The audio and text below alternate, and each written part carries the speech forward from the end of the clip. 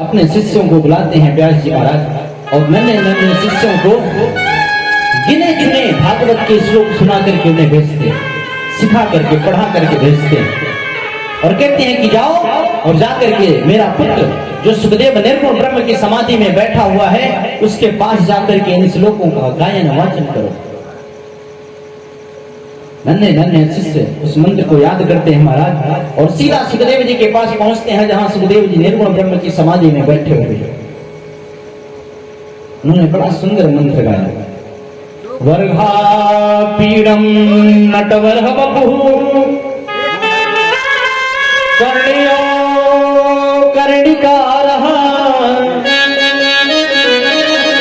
बिभ्रतवासः कनक कपिशं वैजयन्तीं च मालम्। ये आधा श्लोक था महाराज और ये श्लोक बोल करके जैसे ही चुप हुए उनके शिष्य महर्षि वेदव्यास जी के जो पुत्र हैं सुखदेव जी उनकी समाधि तुरंत खुल गई। भगवान श्री कृष्ण के सौंदर्य का वर्णन किया जा रहा है। वर्हा पीड़म नटवर बपुः कर्णियो कर्णिकारः विप्रतवास कनक कपिशं वैजयन्तीं च मालम्। भगवान के सौंदर्य का वर्णन है। सुखदेव जी कहते हैं इसके आगे भी बोलो ना। शिष्य कहते हैं इतना ही हमें आता है, इसके आगे सुनना है तो अपने पिताजी के पास जाएंगे, हमें नहीं आता है।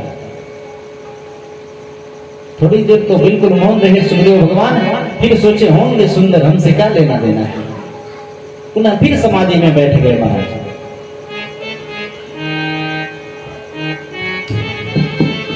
व्यास जी के पास नन्हे नन्हे उनके शिष्य जाते हैं और कहते हैं, व्यास जी ने कहा क्या हुआ? बोले गुरु जी एक बार तो उनकी समाधि खुली लेकिन पुनः वो समाधि में फिर से बैठ गए, फिर से उनको श्लोक याद करवाते हैं और फिर वहीं भेजते हैं। इस बार इस मंत्र में मेरी कन्हैया की करुणा का वर्णन किया गया। अहो वकीयम स्तनकालकूटम जिह्वासयापाय यदाप्य साध्वी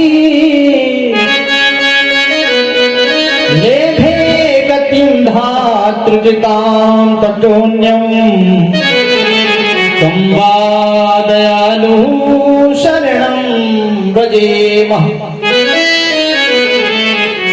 कहते कि हो देखो तो इस पूतना को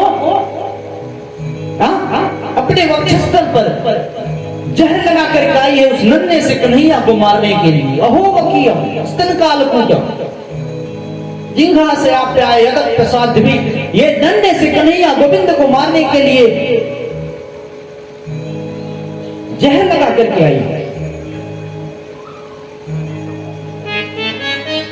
लेकिन मेरे गोविंद को देखिए महाराज, जो गति माता यशोदा को पहले देनी थी वो गति मेरे गोविंद ने सबसे पहले पूतना को दी। जो माता की गति पहले मैया यशोदा को मिलनी थी वो मेरे गोविंद ने सर्वप्रथम पूतना को दी। मेरा गोविंद किसी की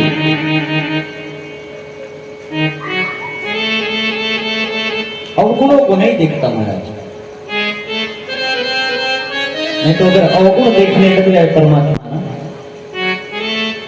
तो कभी किसी को साक्षात्कार हो ही नहीं सकता महाराज, क्योंकि अवगुण भरा शरीर प्रभु जी कैसे तारोगे, ये तो रोम रोम भरा पड़ा है। इतनी करुणा का सागर कौन होगा? सुनकर के सुखदेव जी की समाधि खुली। शिष्यों से कहते हैं कि इसके आगे भी बोलो ना। शिष्यों ने कहा हमें बस इतना ही आता है महाराज, अगर और भी सुनना है तो जाइए अपने पिताजी के पास। दौड़े दौड़े जाकर के व्यास जी के चरणों में प्रणाम करते हैं सुखदेव भगवान और कहते हैं कि पिताजी हमें कृष्ण की कथा सुनाइए।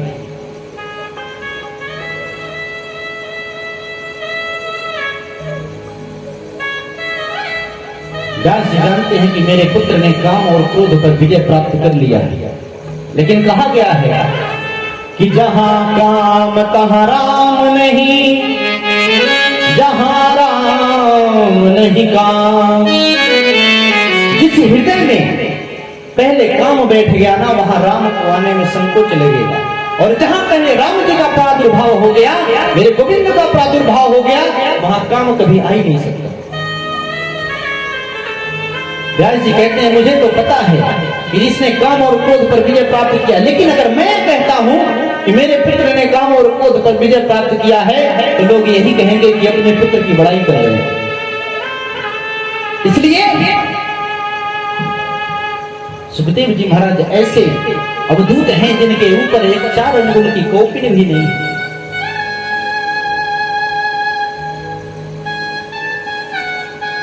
मन में अपने विचार करते हैं व्यास जी की यदि राजा जनक जी ये कह दें कि मेरे पुत्र ने काम और क्रोध पर विजय प्राप्त कर लिया है तो पूरा विश्व जान जाएगा कि सुखदेव ने काम और क्रोध पर विजय प्राप्त किया है।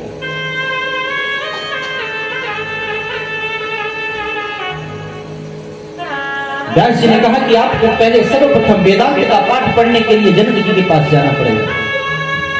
सुखदेव भगवान ने कहा जैसी आज्ञा। और जो ही निकलते हैं तुरंत वहां आदेश करते हैं व्यास जी कि जाकर के जनक जी को बता दीजिए कि मेरा पुत्र जा रहा है, उसको ये आपको ये परीक्षा लेनी है कि उसने काम और क्रोध पर विजय प्राप्त किया कि नहीं।